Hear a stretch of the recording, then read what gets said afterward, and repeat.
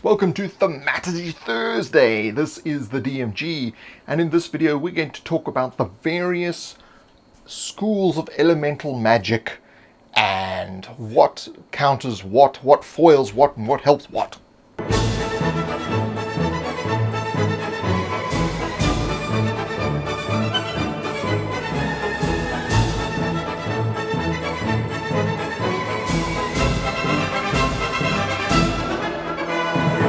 So thank you to all the people on Patreon who help support the making of this channel. Click the like button and click the bell if you wish to receive notification of new videos when they come out. Like Thaumaturgy Thursday, which we are now going to be talking about the 5 elements. Now, not elephants, elements. So the elements in the schools of magic are arranged in such a way that they always counter one other school and another school counters them. Now you can combine the various different disciplines of elemental magic in order to create different variations upon spells from these different schools. So it gives you quite a huge variety of things you can do, and of course we will start to discuss that in the videos on each individual elemental school or discipline.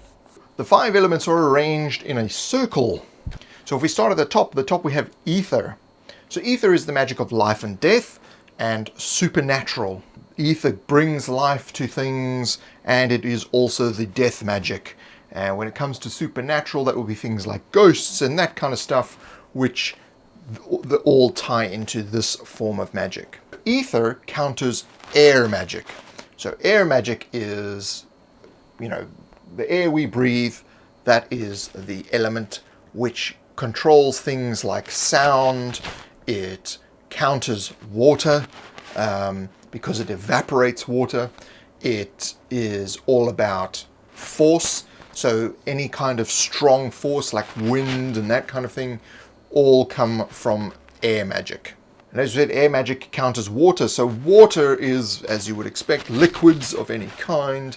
That's where we start to talk about oils, and anything that is liquid falls under water magic. Now water counters fire, so fire magic is heat, light, burning, passion. All these kinds of things are what you would find under fire magic. Fire counters earth, so fire is capable of melting earth and also the metals and things inside it, because earth is about the actual soil, rocks, metals, and that kind of thing. So someone who's forging weapons uses earth magic. And earth counters ether, because when things die, they are absorbed into the earth. And so the circle is complete. So these are the various schools of elemental magic, which then permeate the actual types of magic, where you would have verbal and gestural magic, where a person speaks and uses gestures to cast spells. You have component magic, where people pick up little bits and pieces from around the world and combine them into a concoction in order to create a spell.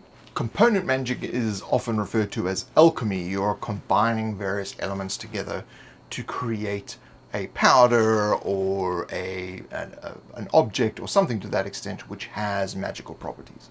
You have symbological magic, where you actually write symbols onto other objects, and those symbols are the power of words, which summon the energies of the surrounding matter in the universe from those various different elements. Then you have herbalism, which is basically taking plants and animal material and creating potions and other medical concoctions in order to improve the abilities of the imbiber, or to hinder the abilities of the imbiber, depending on which form of herbalism or dark herbalism that you would follow. Then you have metallurgical magic. So metallurgical magic is smithing weapons and jewelry and armor and that kind of thing, and using the elemental magic to create superior weapons, or weapons that can hold an effect for another spell. So a flaming sword is a well-constructed sword that holds a fire-based magic spell within it. So then there are two additional disciplines which fall a little bit outside of the elemental circle, and that is psionics, which would really be the power of the mind. To some extent this may fall under aether, but it depends on how you want to put your sort of magic system together. And then you have divine magic, which is magic that basically is a force created by a being that is supernatural in origin. It brings down or enhances or uses the manner of the elemental magic to create and change things in the world. Again, this will vary depending on what kind of game you're playing. Those two extra ones sit on outside, and some games don't include them and other games do. Of course, when you read through spell lists in different RPGs, the spell lists tend to be things that are combinations of these different disciplines.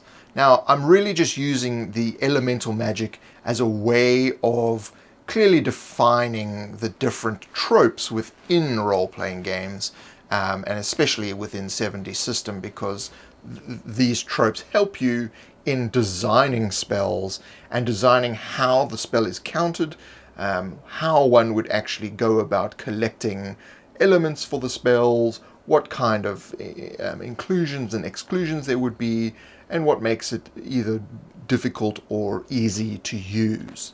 So in the upcoming videos, we're going to start to drill down into the various different aspects of these and further explore what you can and can't do, or what you may not want to do, when incorporating magic into your world design. Speaking of world design, don't forget to check out World Building Wednesday. Thank you for joining me, and I'll see you in the next one.